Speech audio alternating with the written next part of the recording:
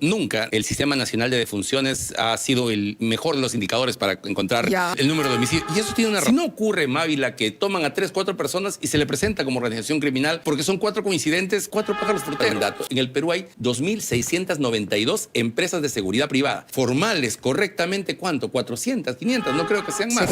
Está con nosotros ya Julio Corcuera, él es criminólogo, ex viceministro de Seguridad Pública y autor de un libro también que hemos comentado alguna vez en Ampliación de Noticias.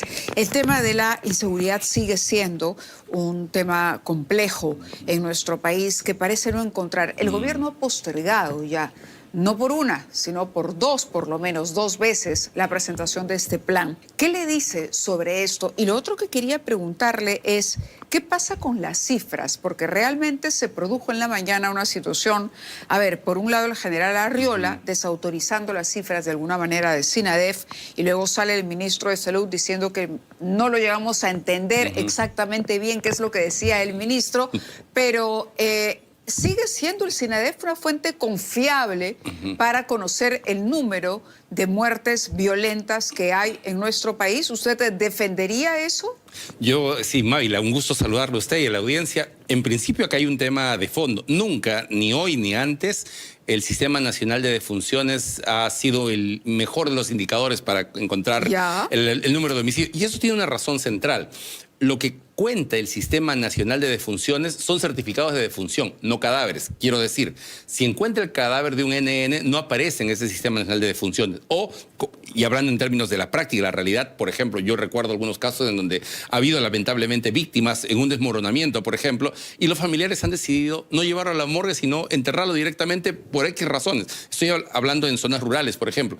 Esas personas, esos cadáveres no aparecen en el sistema de defunción. Correcto. Entonces, las medidas, este es un problema que no es del 2025, del 2026 o del 2024.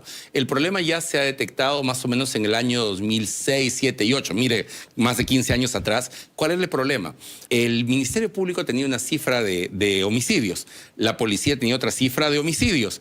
Y defunciones tenía otra cifra de homicidios, pero los tres concurren a recoger el cadáver. ¿Cómo es que las cifras son tan anómalas? Entonces el Estado crea el Comité Estadístico Interinstitucional que agrupa estas cifras, que las verifica y emite un informe de los homicidios contados uno por uno. Y esta es la fuente más fidedigna. En el Perú, este informe se emitió hasta el 2023 con cifras del 2021. Hace muy poquito acaba de emitirse. Usted recordará en el tiempo que el ministro era el señor Juan José Santibáñez, que se discutía si era 5 o era 6 o era el mismo debate que tiene, que es el SINADEF, que es el SICPOL y demás. Sí. Bueno, ya se sinceró a través del Comité Estadístico Interinstitucional y el Perú tiene 10.7. O sea, ni una ni otra, es mayor todavía lo que es. El SICPOL toma denuncias policiales. Cuando se ha corroborado esto con los datos del CEIC, o sea, cuando se ha creado este comité, siempre los datos son mayores. Mi punto... ¿Mayores a qué se refiere? Que la situación es más alarmante. Más alarmante del debate. El debate puede ser hasta pírrico. Correcto. O sea, que cada uno es válido respecto de su fuente. Es decir, es válido respecto a las defunciones, es válido respecto a la denuncia. Pero si nosotros queremos saber la dimensión de homicidios, cada uno por sí mismo no alcanza. Entonces, el debate realmente es un falso debate. Si miramos los datos del CEIC, podemos encontrar que, me apena decir esto, que en números la cifra es más grave de lo que aparentemente inmediatamente puede ver. Y en todo caso, Mávila, el tema no es ningún consuelo porque uno escucha noticias cada vez de atentados, de muertes, no ha parado, ¿no? Claro. Recuerdo que cuando se trajo al Perú al delincuente Eric Moreno Hernández, conocido como el monstruo, el general Arriola hablaba de una reducción en el índice de las extorsiones.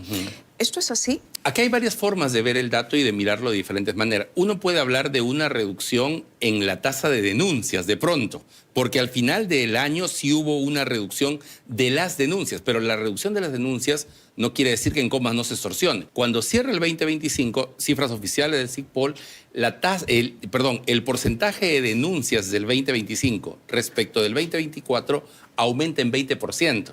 Entonces, si usted mira el último mes, noviembre y diciembre, va a encontrar que se redujo. Pero si usted compara el año entero, no hay tal reducción. O sea, la estadística siempre va a ser, o va a dar un dato a partir de qué año y de qué tiempo uno lo mira. En todo caso, yo estoy seguro que las personas que son víctimas de un explosivo, de un atentado, el bodeguero que nos escucha, la señora que vende moliente que tiene que separar 2 soles al día para Claro. pagar, no está muy de acuerdo con esta cifra, porque las cifras con que medimos el fenómeno son cuantitativas, es decir, es la denuncia, pero la denuncia representa una parte del fenómeno global. Y yo creo que todos vamos a estar de acuerdo en que Es Omas sigue siendo víctima de interesante extorsión. porque creo que una de las, o creemos varios, que una de las maneras de enfrentar el problema es conocer realmente cuál es Sin la duda. estructura de una organización que se dedica a la extorsión y al cobro de cupos, al gota a gota, en fin, que es diferente, que es otra cosa. ¿De qué manera el fortalecimiento de la unidad de inteligencia financiera, por ejemplo, puede rastrear? ¿Se puede rastrear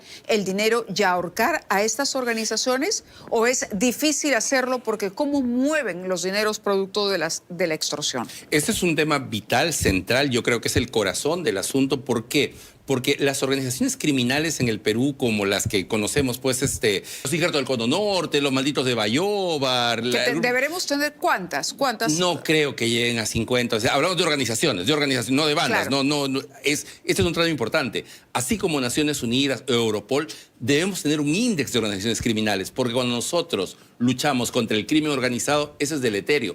Pero como en una actividad empresarial le pone objetivo, nombre y apellido y clarifica, es más concreto, no solo el control y el ataque, sino también el monitoreo público de contra qué estamos combatiendo. Si no ocurre, Mávila, que toman a 3, 4 personas y se le presenta como organización criminal porque son 4 coincidentes, 4 pájaros fruteros. Pero acá hay un tema muy importante. A diferencia de Perocheno, de Yango, hace 20 o 30 años, los actores criminales actuales como el Monstruo, el Jorobado, son millonarios. No, Yango asaltaba y tenía el dinero que tomaba del banco del cual había atentado. Pero estas organizaciones criminales actuales son millonarias porque además de cometer el delito, tienen empresas que sobre la amenaza obligan a contratar los servicios. Cuando una empresa, el caso concreto, digamos, una empresa criminal, el caso concreto del Monstruo que está de moda, tiene utilidades de 10 millones de soles. Necesita lavar el dinero. Exactamente, necesita empresas de fachada. Y hay organizaciones criminales que tienen como empresas de fachada, de pronto, digamos, empresas de limpieza, empresas de transporte, de transporte menudeo, quiero decir, de empresas de vigilancia. ¿Por qué además? Porque una mala empresa de vigilancia, y aquí quiero anotar un dato, en el Perú hay 2.692 empresas de seguridad privada. De esas 2.692 formales, correctamente, ¿cuánto? 400, 500, no creo que sean más. Y hay otras que están en un manto de oscuridad, que son usadas para tráfico de terrenos, que son usadas para desviar armas, que son usadas para blanquear una actividad delictiva. Entonces, en ese sector, en ese espacio que se mueve gris, nosotros pensamos el crimen y solemos mirar a lo ilegal o lo informal, cuando el crimen actual está buscando transitar a lo formal por lavar el dinero. Entonces, si uno observa además en registros públicos y demás, están a nombres de los mismos actores criminales o de sus familiares. Quitarles el dinero es vital, además por una experiencia muy inmediata. Cuando en Paraguay el 24 de septiembre del 2025, la periodista le pone el micrófono al Monstruo, a Eric Moreno Hernández, le dice, ¿usted por qué no sigue huyendo? Y él le dice, señorita, yo creo que usted es una persona inteligente, usted ve cómo vivo, no tengo un ropero, no tengo una cama porque no tengo dinero. Y eso es porque la policía peruana golpea el brazo financiero aquí. Entonces es importante, en el modelo actual, Mávila, para que todos tengan claro esto, la unidad de inteligencia financiera hace su trabajo, emite un reporte de operación sospechosa y lo entrega a policía y Ministerio Público. Yo creería que, citando el modelo italiano, citando el modelo norteamericano, podría tener una unidad financiera directamente también la capacidad de encauzarlos penalmente. ¿Por qué? Porque naturalmente quien es experto en finanzas, quien sea especializado en esto, no solo tiene más capacidad de leer los documentos, sino también tiene mayores herramientas para impulsar estos procedimientos. Esto no es un invento mío. Uno puede ver la ley Rico y ver todos los principios de lucha contra el crimen organizado bajo la premisa de follow the money, de seguir si usted le quita el dinero, tiene menos capacidad de corrupción, tiene menos capacidad de comprar armas, tiene menos capacidad de contratar sicarios y de contratar todo su aparataje. Si usted le quita o detiene a uno de sus sicarios, contratará a otro. Si le quita a algún operador, buscará a otro porque tiene dinero. Por eso el dinero es clave. ¿Y qué sensación le causa el hecho de que hasta ahora no se presente el Plan Nacional de... Yo creo que acá hay un falso debate y una falsa expectativa. Hay algunas cosas, en principio, al gobierno se le acabó la luna de miel que tenía en los primeros meses.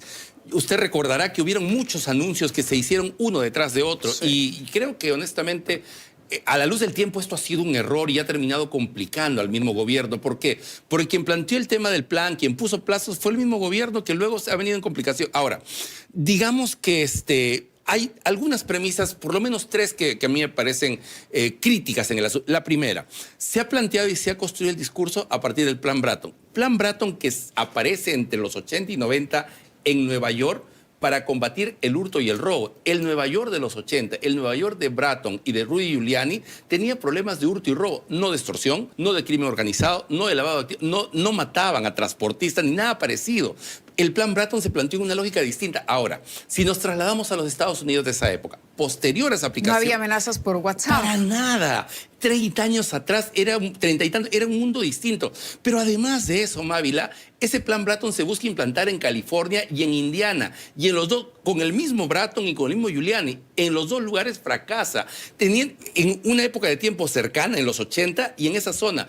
No es tan simple como copiar y pegar y ponerlo acá. ¿Por qué? Porque la matriz del Plan Bratton, la idea de la ventana rota, el cuidado de los parques, que todos estamos de acuerdo con eso, puede mejorar la urbanidad, puede mejorar el control, puede mejorar el hurto y el robo.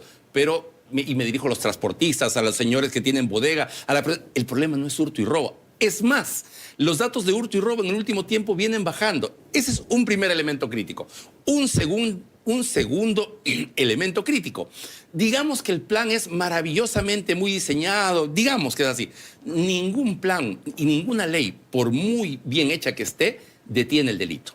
Si el plan está hecho y tiene la premisa de que no va a generar gastos en el Estado, va a ser más de lo mismo. Entre el 2014 y el 2024 se han emitido 18 documentos de alcance nacional: política contra los bienes contra delitos patrimoniales, política contra el crimen organizado, estrategia nacional de lucha contra las drogas, política nacional. Y esos 14 documentos no han mejorado un centímetro la situación de la seguridad. Correcto. Muy bien, yo le agradezco que haya estado con nosotros. Es un tema